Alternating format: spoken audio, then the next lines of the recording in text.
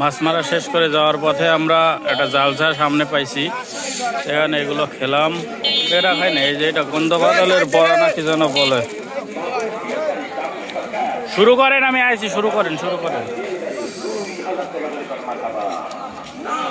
ও সুন্দর শরবত, খাইলে একবারে ভরা পায়খানা নিশ্চিত। আমরা পেঁয়াজি খাইছি, এখন খাচ্ছি চানাচুর। চানাচুরটা শেষ হলে তারপরে জিলেবি খাবো। আর ওই পাশে গাড়ি রেখে আসছে, গাড়ি কি দেখা যায়? হ্যাঁ,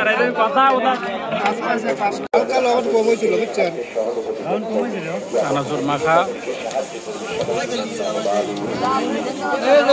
তেলের অবস্থা তো ভয়াবহ।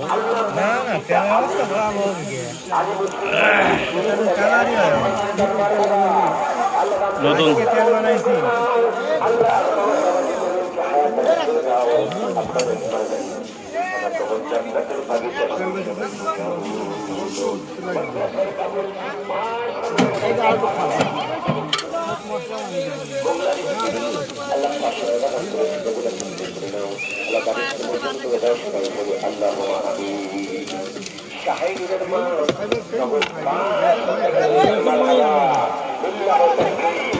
রেডি হয়ে গেল চাংনাচুর।